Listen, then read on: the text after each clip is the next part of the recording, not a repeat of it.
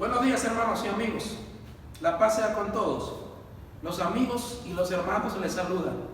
Salude usted a sus amigos y a cada uno en particular. Dice la Escritura en Tercera de Juan. Esta mañana lo invitamos a que usted reconozca a Dios en su vida. Le reconozca como el Ser Supremo que le ha permitido vivir, que le permite a usted tener fuerza suficiente para reconocerle. Le invito a que usted hoy permita que Dios le controle su vida y vamos a solicitar la dirección de Él para rendirle el tributo esta mañana durante el servicio. Pidamos su dirección. Señor y Padre nuestro, te alabamos y te glorificamos por todo lo que haces en nuestras vidas. Te glorificamos por lo que eres. Glorificamos por tu carácter. Eres justo, santo, bueno, misericordioso. Has demostrado tu amor. No solo has dicho que nos amas, sino que demostraste que nos amas al enviar a Jesucristo para que muriese por nosotros y hacernos posible la relación contigo. Gracias te damos por la muerte sustituta de Él a favor nuestro. Y gracias te damos porque hoy disfrutamos de su presencia. Gracias por el Consolador en nuestras vidas. Y gracias por ser nuestro Padre omnipotente, sustentador, nuestro Padre bueno, que hasta hoy nos ha dado vida para reconocerle. Dios, oramos que nos controles y que todo lo que hagamos sea dirigido por ti. Toma tu palabra y edifícanos, Señor. Y toma tú el control de todas las cosas que vamos a hacer. Dirígelas conforme a tu propósito para la alabanza de tu gloria. En Cristo Jesús. Amén. Amén. Mis hermanos, agradecido con el Padre Celestial la posibilidad que nos da en cantarle, así que entonamos los himnos y esta vez les invito a que entonemos el 16, Alma bendice al Señor. Memoria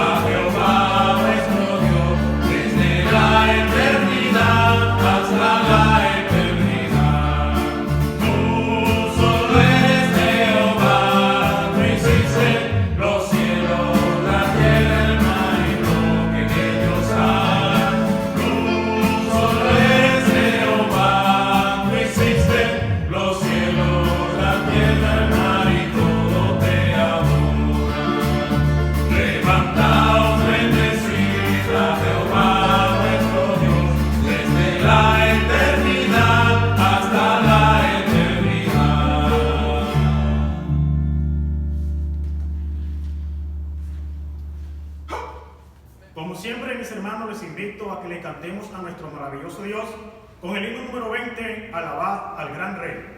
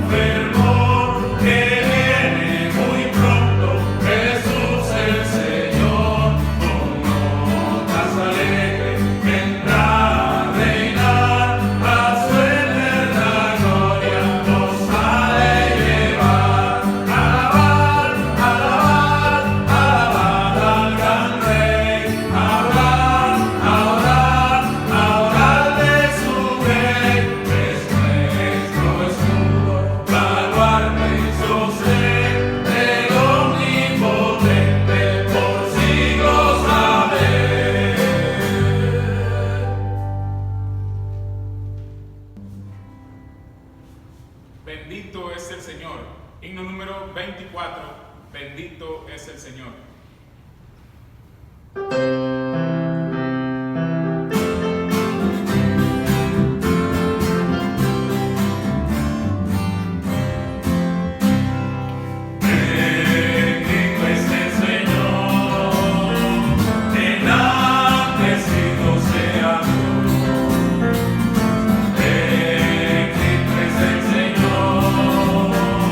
Enaltecido sea Dios.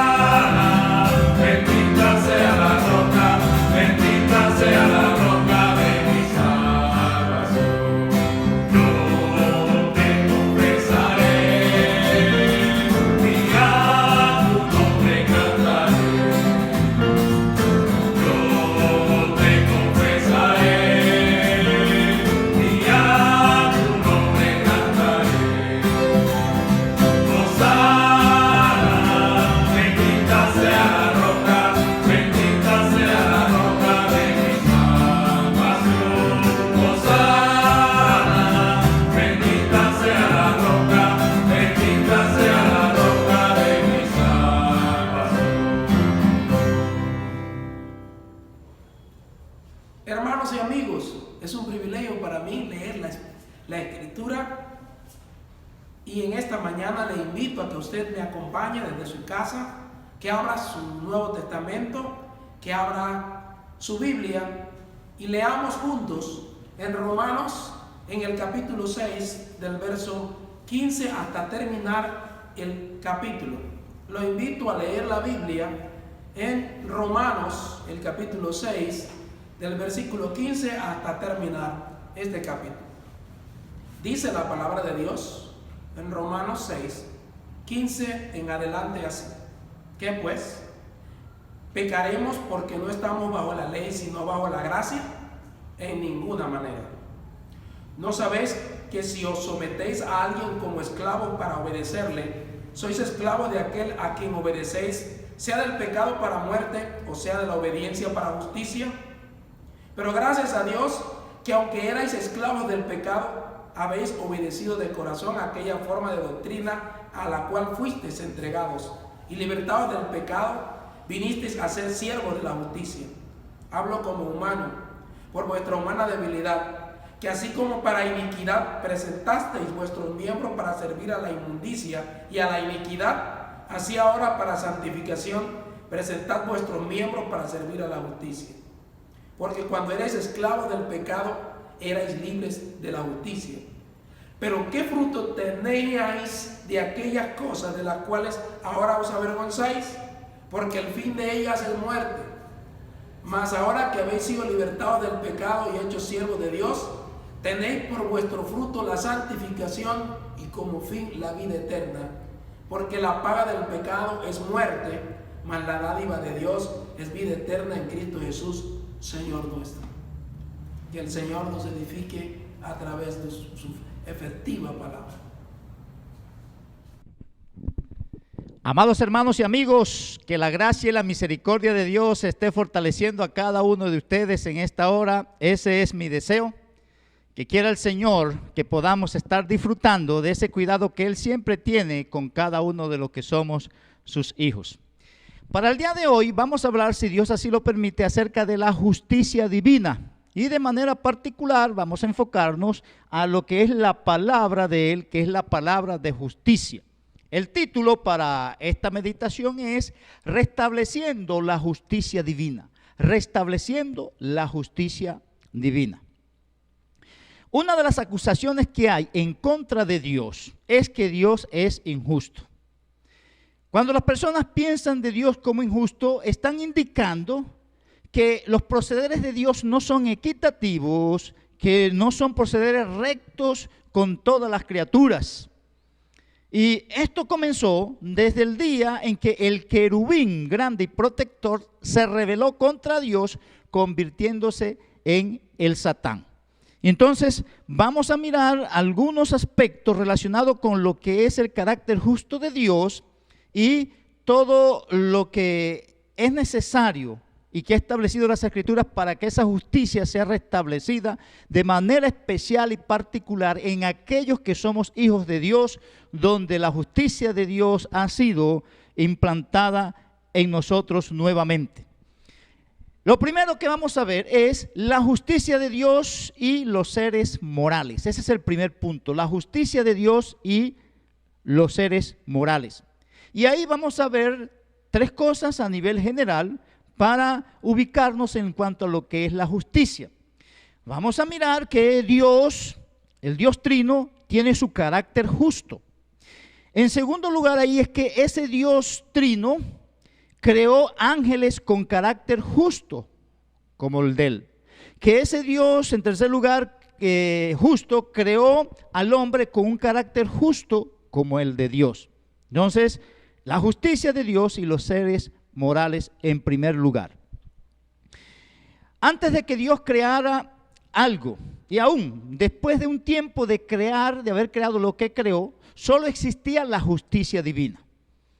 Después de la entrada del pecado al mundo y por razón del pecado en el mundo, vinieron otros tipos de justicia, aparte de la justicia de Dios, y esos tipos de justicia están en contraposición a lo que es la justicia de Dios y llegan a cuestionar los procederes o la justicia de Dios. Cuando hablamos de justicia, el énfasis que quiero que tengamos en mente es esta definición. Justicia es la conformidad a un estándar. Justicia como la conformidad a un estándar, una manera de proceder, una manera de actuar, una manera de conducirse particular. Y cuando pensamos en la justicia como la conformidad a un estándar, nosotros podemos ver que el estándar de Dios es el estándar supremo. No hay un estándar como el de Él, ni que se acerque al de Él. Ese es un estándar que va por encima de todos los estándares. En su carácter Dios es recto, en su carácter Dios es correcto, en su carácter Dios es equitativo. Es decir, que Dios tiene una manera correcta y equitativa de proceder porque Él en su carácter, en su naturaleza, Él es un Dios justo. La justicia de Dios quiere decir que Dios siempre actúa de acuerdo a lo que es recto. Y por otro lado, Él es Él mismo, la persona misma de Él es la norma final de lo que es recto. No hay otra norma. Cuando Dios decidió crear, Él imprimió de su carácter en todo lo creado. Y de manera particular en las criaturas con carácter moral, es decir, en los ángeles y el hombre. Estos fueron creados por Dios con atributos y características de su carácter en el contexto moral y de libertad en asocio con el carácter de Dios. Al crearlos, Dios, con ese carácter moral, el propósito es evidenciar el carácter mismo de Dios a través de esa criatura. Y eso se iba a hacer cuando estas criaturas estaban en dependencia completa y única de Dios. Así, estando en dependencia de Dios, Dios controlaba la voluntad de esos seres morales y a través de ellos no se iba a manifestar otra justicia, sino que se iba a canalizar la justicia de Dios, porque estaban bajo control de Dios y llegaban a tener la justicia y evidenciar la justicia de Dios. Estando así, ellos estaban actuando de una manera recta y siendo así, ellos no podían pecar porque estaban dependiendo de Dios y la justicia que se manifestaba a través de ellos era la misma justicia de Dios y Dios no iba a producir pecado en ellos ni a través de ellos. Es decir, que al depender de Dios solo se expresaba la justicia de Dios, tanto en el cielo como en la tierra. En ese sentido, el plan de Dios incluía que tanto los ángeles como los hombres evidenciaran el carácter justo y recto de Dios, quien era su creador. Y para que este carácter justo y recto se pudiera evidenciar a través de ellos, ellos tenían que estar en dependencia o bajo control de Dios en todo momento y en cualquier circunstancia, para que se evidenciara a través de ellos lo que es el carácter de Dios. En ese momento, la justicia que ellos conocían era la justicia de Dios, su creador, y esa justicia era la que podían ellos reflejar. En esos momentos, el amor que ellos conocían era el amor de Dios, su creador, y ese amor era el que podían reflejar. Y así podemos hablar de lo que es la bondad, la santidad. La santidad, la bondad que ellos conocían era la santidad y la bondad de Dios, y esa era la que tenían que reflejar. Al estar entonces así, constantemente y enteramente en dependencia de Dios, ellos no podían mostrar nada que no viniera de Dios. Y lo que iban a hacer siempre era reflejar el carácter justo y recto de Dios a través de ellos. Eso fue lo que pasó antes del pecado. Todos era controlado por Dios. Los ángeles y el hombre era controlado por Dios y se evidenciaba la justicia de Dios a través de ellos. Por razón del pecado, las cosas se cambian. Pero el plan de Dios es restablecer todas las cosas para como fueron al principio antes del pecado. Pero lo que vemos ahí antes del pecado era un panorama donde se evidenciaba la justicia de Dios a través de todo lo creado y de manera particular y especial a través de los seres morales como es los ángeles y el hombre. Pero las cosas no permanecieron así. Y por eso hablamos de una restauración de la justicia. Lo que dice en Ezequiel, capítulo 28, versículo 15, hablando del querubín grande y protector, dice así: perfecto eras en todos tus caminos desde el día que fuiste creado hasta que se halló en ti maldad. Llegó el momento cuando se halló maldad. Y eso viene a dañar, porque viene en contra de la justicia implantada por Dios. Y ahí comenzamos entonces a ver el segundo punto aquí. Es que hay una justicia independiente de Dios.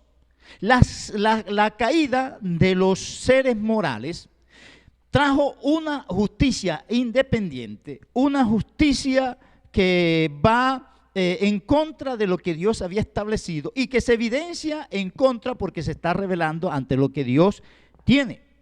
Lo primero que vemos aquí es la caída del querubín y los ángeles. En Ezequiel, en el capítulo 28, en el versículo 16 y 17, se hace referencia al proceso que se dio en el querubín para convertirse en el Satán. El querubín se convirtió en el Satán, y así dice en Ezequiel, versículo 28, capítulo 17, que se enalteció. El querubín se enalteció en su corazón, corrompió su sabiduría y abandonó su dignidad. ¿Qué es lo que hace el querubín? Él rechaza la posición asignada por Dios. Él se creyó más de lo que Dios hizo de él y consideró injusto la forma como Dios había hecho o organizado la creación, y por eso se rebeló contra Dios para establecer su propio reino independiente de Dios y establecer un estándar de manejo de las cosas, de manera de proceder, un estándar independiente, y que lo que se muestra es contrario a Dios.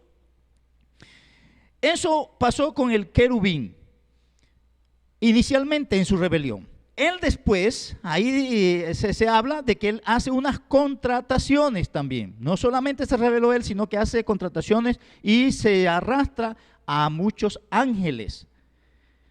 En Apocalipsis capítulo 12, versículos 7 y versículo 9, se habla de los ángeles del diablo. Pero lo que hace Satanás después de su rebelión es que él hace una revuelta entre los ángeles y arrastra con él a muchos de estos ángeles, y son los que van a ser denominados como sus ángeles. Lo que dice en Apocalipsis capítulo 12, versículo 7 es lo siguiente: después hubo una gran batalla en el cielo. Miguel y sus ángeles luchaban contra el dragón, y luchaban el dragón y sus ángeles. Después dice el versículo 9: y fue lanzado fuera el gran dragón, la serpiente antigua que se llama Diablo y Satanás, el cual engaña al mundo entero. Fue arrojado a la tierra y sus ángeles fueron arrojados con él. Los ángeles que en la contratación se fueron con él o fueron arrastrados con él en la rebelión contra Dios. Lo que vemos en Judas en el capítulo 1, versículo 6, ahí se habla de los ángeles que no guardaron su dignidad. Y estoy dándole aquí los datos bíblicos de la rebelión de los ángeles en contra de la justicia de Dios. Lo que dice también en 2 de Pedro, capítulo 2, versículo 4, ahí se habla de los ángeles que pecaron. En todo esto, tanto Satanás como sus ángeles, lo que se revela es un rechazo a la manera de proceder de Dios, es decir, un rechazo a la justicia de Dios, creyendo ellos tener una manera mejor de manejar las cosas, queriendo tener una manera mejor de establecer y conducirse o establecer una justicia mejor. Entonces, el Satán estableció un estándar propio, ajeno al que Dios tenía establecido en la creación para él conducirse. Y no solamente lo asumió él, sino que arrastró a otros ángeles. Y viene la otra cosa entonces en lo que es la caída del hombre, y lo que hace Satanás es promocionar lo mismo en el hombre, que es el otro ser con moralidad y que está hecho a la imagen y semejanza de Dios. Entonces, en Génesis, en el capítulo 3, aquí se evidencia que después que Satanás hizo su rebelión en el cielo y fue en contra de los procederes de Dios, en contra de la justicia de Dios, porque pensó que podía implantar algo mejor, él procedió entonces a la tierra a promocionar la misma idea con el hombre. Y lleva al hombre a oponerse también a lo que Dios tenía establecido, a lo que Dios le había dado y había organizado con el hombre, y a lo cual el hombre estaba sometido, haciendo la justicia de Dios antes de ceder a la propuesta de Satanás. Cuando vemos ahí, el hombre, siendo a imagen y semejanza de Dios, él evidenciaba más que cualquier otra criatura el carácter de Dios. Y Dios lo puso a él en el huerto con unas responsabilidades específicas. El hombre debía depender de Dios para conducirse en lo que Dios lo había puesto a hacer y llevar a cabo cada una de esas responsabilidades dependiendo de Dios. Era Dios haciendo las cosas a través del hombre, podemos decirlo, porque él estaba dependiendo de Dios y él podía distinguir las cosas, podía distinguir lo bueno de lo malo, porque Dios le daba la sabiduría para entender y hacer ese tipo de distinciones, y él se conducía bajo control de Dios, y por eso él no tenía que estar sometido a otra cosa, sino a lo que Dios tenía establecido. Eso fue así hasta que él escuchó la voz de Satanás. Lo que vemos en el contexto de Génesis capítulo 3 es que en el huerto estaba el árbol de la ciencia del bien y del mal, del cual se le dijo al hombre que no comiera de él. El hombre debía estar dependiendo de Dios siempre para distinguir entre una cosa y otra, para distinguir entre lo bueno y lo malo, bajo la dependencia de Dios, es decir, la sabiduría de Dios le era comunicada para hacer ese tipo de distinción, sin tener que comer del árbol del conocimiento del bien y del mal. Pero el hombre, por lo que vemos en Génesis capítulo 3, el hombre decidió seguir el mismo camino de Satanás. ¿Y qué es lo que hace Satanás? Satanás le muestra una manera diferente e independiente de Dios para conducirse ahí en el huerto. Ya le hace una propuesta alterna para que él pueda conocer las cosas y saber o distinguir entre el bien y el mal sin necesidad de depender de Dios. Él les dice, Satanás les dice a Adán y a Eva que cuando ellos coman del fruto del árbol que Dios le había prohibido comer en su egoísmo, los ojos de ellos iban a ser abiertos, iban a ser igual a Dios sabiendo el bien y el mal. Y que ya ellos ya no iban a necesitar depender de Dios para saber lo que es bueno y lo que es malo, porque al comer del árbol ellos iban a tener en sí mismos esa facultad, esa sabiduría que les iba a proporcionar ese árbol, esa fruta, para poder distinguir entre el bien y el mal y ser igual a Dios en ese sentido. Lo que dice en Génesis 3:5 es lo siguiente: si no sabe Dios que el día que comáis de él serán abiertos vuestros ojos y seréis como Dios sabiendo el bien y el mal. Así entonces, el hombre, al ceder a la propuesta de Satanás, crea su propio sistema de justicia, rechazando la justicia y el proceder de Dios que Dios le había dado y todo lo que Dios había ordenado con él para conducirse allá, y teniendo la sabiduría de Dios para conducirse. Siguió la orientación de Satanás e implantó su propio sistema de justicia particular, lo que es denominado hoy el sentido humano de justicia. Y ese sentido humano de justicia lo lleva a oponerse a lo dicho en la palabra de Dios, que es la palabra de justicia de Dios. Y por eso hay un rechazo y hay una confrontación, considerando que todo lo que Dios tiene organizado y diseñado es injusto. Y solamente cuando uno nace de nuevo, tiene la facultad de entender y aceptar que todo lo que Dios está haciendo y que todo lo que Dios está diciendo es justo y es equitativo, porque de otra manera no se puede tener. Y así pasamos al tercer punto, que es la imputación de la justicia de Dios por el Evangelio. La imputación de la justicia de Dios por el Evangelio.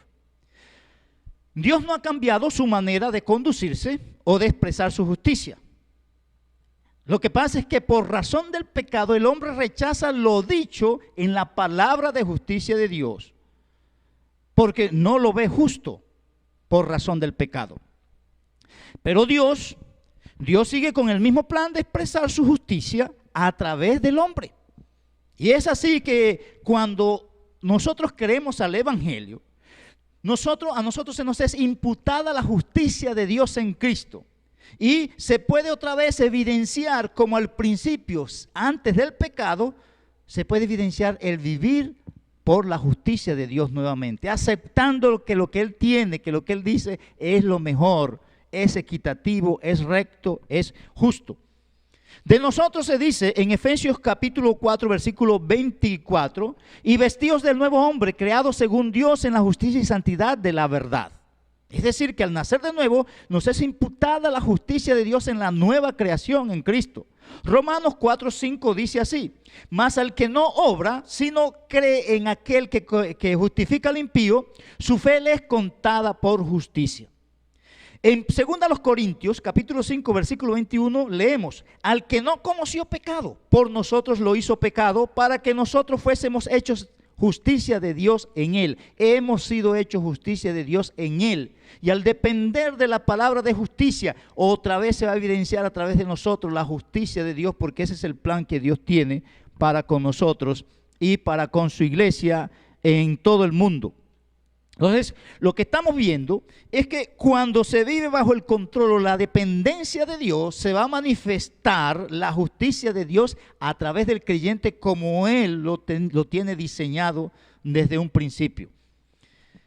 Ahí, Cristo es el modelo para vivir en la justicia de Dios. Lo que vemos en la palabra de Dios con respecto a Cristo es que Él vivió su vida en dependencia de Dios, haciendo lo que Dios le mandó a hacer. Y él siempre hablaba de lo que es la voluntad del Padre, que es la justicia de Dios escrita para que se conduzcan los que son hijos de Él y que tienen la justicia de Él en cada uno de nosotros. Por eso, Cristo, Él para distinguir entre las cosas buenas y malas, Él lo hacía en dependencia de Dios. Así como lo hacía Adán antes de comer del árbol del conocimiento del bien y del mal. Cristo tuvo conocimiento del bien y del mal sin comer de la fruta de esa. Y es lo que ahora nosotros, en la nueva creación en nosotros, que se nos ha sido implantada, podemos vivir así como Cristo vivió sin tener que pecar. Y en la Biblia se presenta que Él es nuestro modelo, tentado en todo pero sin pecado, y que nosotros podemos seguir sus pisadas, y así se nos presenta en el Nuevo Testamento el ejemplo para vivir la justicia. Se dice que Cristo mismo es nuestra justicia. Nosotros vemos en el Nuevo Testamento que con respecto a Cristo, Él hizo todo lo que el Padre mandó que Él hiciera, porque Él consideró que todo lo que el Padre le mandaba hacer era algo equitativo, era algo justo, incluido el que le hubiese mandado a morir por nuestros pecados, que estuviera dispuesto a padecer por hacer la voluntad de Dios. Y no se pide algo diferente para con nosotros, pero uno puede considerar injusto los sufrimientos y todas esas cosas que conllevan el estar haciendo lo que es la voluntad de Dios. Pero la perspectiva de Dios va por encima de la perspectiva nuestra de las cosas en el contexto de lo que es justo.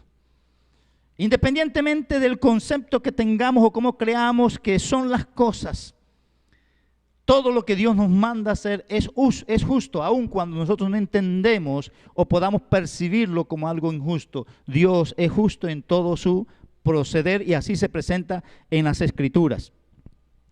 Y en cuarto lugar, lo que quiero hablar es acerca de que el creyente, teniendo ya la justicia imputada, el creyente va en un proceso de madurez o de renovación o crecimiento en la expresión de la justicia divina.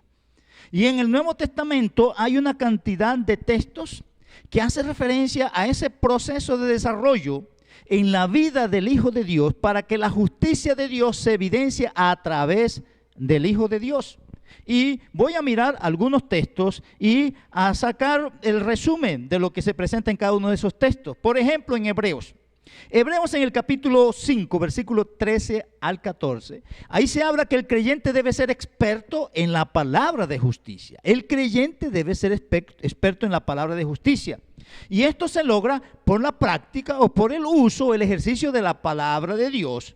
No solamente por tener una información académica de lo que dice la palabra de Dios, sino que es una palabra de justicia dada a alguien que ha sido creado en justicia y santidad de la verdad. Lo que dice en Hebreos capítulo 5, versículos 13 y 14 es lo siguiente: y todo aquel que participa de la leche es inexperto en la palabra de justicia, porque es niño. Pero el alimento sólido es para los que han alcanzado madurez, para los que por el uso tienen los sentidos ejercitados en el discernimiento del bien y del mal. Entonces, experto en la palabra de justicia. Lo segundo que quiero que miremos en 2 Timoteo capítulo 3, versículos 16 al 17, es que la palabra de Dios instruye en justicia. Ese es el alimento para el que ha sido creado en justicia y santidad de la verdad. La palabra de Dios, ella instruye a esa nueva creación en lo que es la justicia, que es la que se debe evidenciar en la vida nuestra. Lo que dice en esos dos textos, 2 Timoteo 3, 16 y 17 es: toda la escritura es inspirada por Dios y útil para enseñar, para redarguir, para corregir, para instruir en justicia, a fin de que el hombre de Dios sea perfecto, enteramente preparado para toda buena obra. El hombre de Dios, él es enseñado, es instruido en justicia. ¿A través de qué? De la palabra inspirada de Dios. Y esa preparación es para que el hombre evidencie un carácter justo, como Dios lo presenta. Y dice ahí, para que esté enteramente preparado para buenas obras. Lo que Dios dice en su palabra es lo justo para hacer, bajo dependencia de Él. El tercer aspecto que quiero que veamos ahí está en Romanos capítulo 6, versículo 18. Y ahí se habla que el creyente debe ser esclavo de la justicia. Y el versículo dice, Romanos 6, 18, y libertados del pecado venisteis a ser siervos de la justicia. Hemos sido libertados del pecado, que era el que nos hacía ver las cosas que Dios presenta como algo injusto. Ahora, libertados del pecado, vemos que todo lo que Dios manda, todo lo que Dios ordena es justo y es equitativo.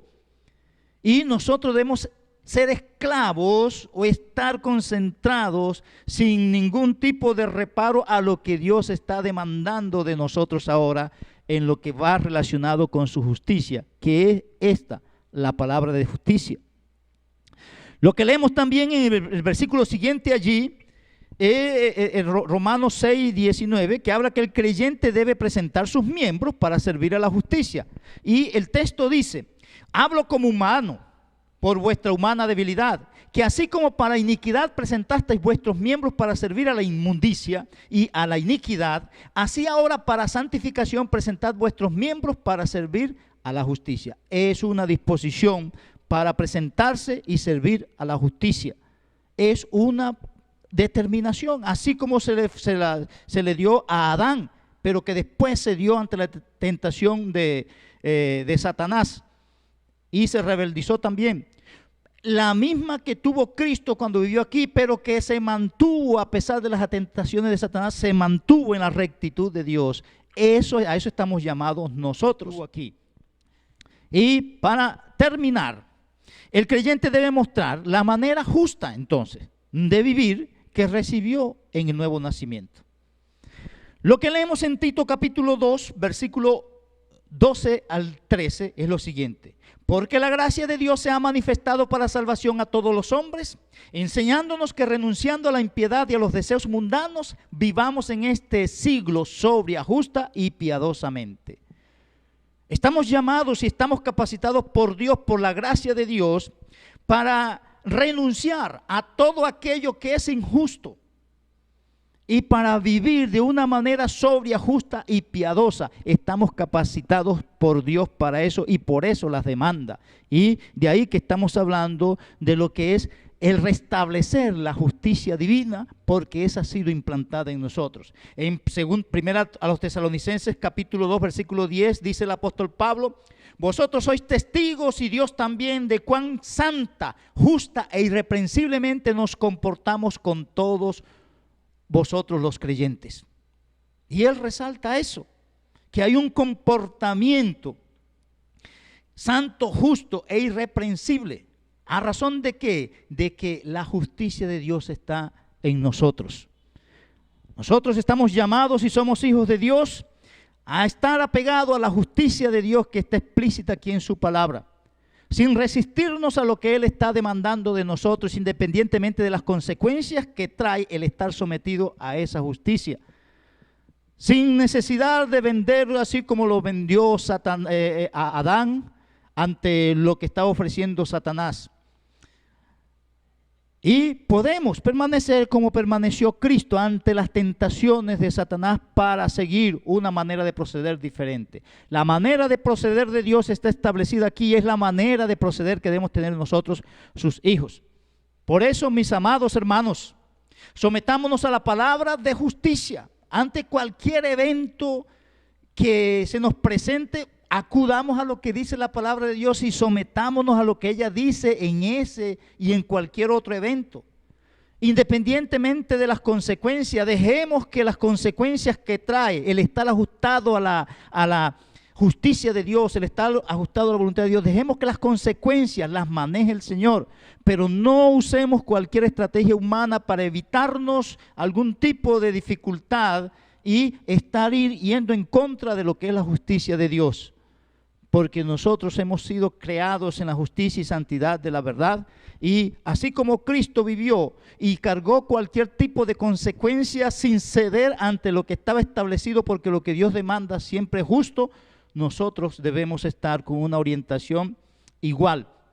No importa bajo qué presión o circunstancia estemos. Nuestro sentido humano de percepción de la justicia no está conforme ni estará conforme a lo que dice la palabra de Dios, por muy bonito que nosotros lo podamos ver y nos pueda parecer. Lo que Dios dice, así lo veamos de manera descabellada para nosotros, así lo veamos como una situación de locura, no es locura porque viene de parte de Dios y Dios es justo y es equitativo con nosotros. Lo que Él demanda de nosotros es lo mejor. No pretendamos otra cosa, sometámonos a lo que es la justicia de Dios y que esa se evidencie a través de nosotros. Voy a orar. Amado Dios, te doy gracias por tu palabra y ruego en tu misericordia que nos permita, Señor, inclinarnos hacia ella y que podamos asumir, Señor, responsablemente las actitudes adecuadas, Señor, en cualquier momento de vida, a razón de lo que entendemos de la palabra tuya que es justa y es recta, Señor. Guíanos a estar dependiendo de ti para que tu justicia se revele a través de nosotros. En el nombre de Jesucristo te lo pido y en Él te doy gracias. Amén. Amados hermanos y amigos, que el Señor nos fortalezca y nos anime a estar actuando conforme a lo que Él nos permite aprender de su palabra. Hasta otra oportunidad, si Él en su misericordia nos tiene preparado ese privilegio.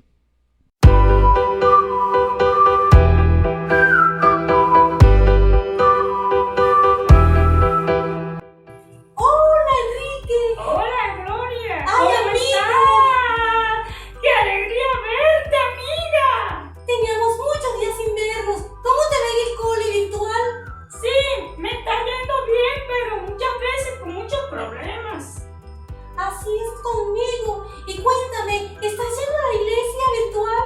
Claro que sí, con mi papá, mi mamá y mis hermanos. Estamos compartiendo la palabra. ¡Qué bueno! Me alegra muchísimo. Además, te tengo que dejar, ¿sabes por qué? ¿Por qué? Porque voy a grabar un himno para el WhatsApp de la iglesia, el himno 85, que me gusta mucho. Y yo también tengo que mandar unas tareas por el computador. Entonces, nos vemos, Gloria. ¡Chao!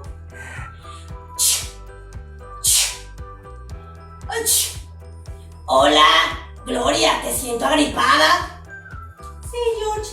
Hace como 3 días me he sentido el cuerpo como molesto. Estoy moqueando y en las noches tengo un poco de tos. ¡Uy, Gloria! ¡Uy! Me vas a pegar el coronavirus. ¡Tienes coronavirus! No digas eso, George. De pronto es una gripa. Creo que es una gripa. No, ¿tú sabes lo que le ocurre a la gente con COVID? Los meten a UCI, los entuban, los ponen boca abajo. Ni papá ni mamá pueden entrar. ¡Te vas a morir! ¡Uy! ¿No te da miedo? Tú me estás haciendo coger miedo, George. ¡Te vas a morir! Qué cruel es George. Muy cruel.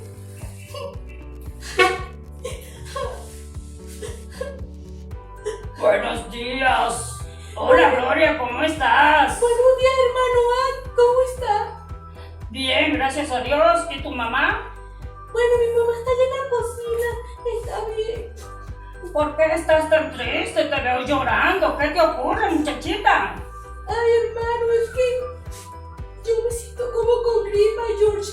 George me ¿Qué dice pasó? que tengo coronavirus. Oh, no pienses eso, Gloria. Cálmate. Recuerda que somos hijos de Dios.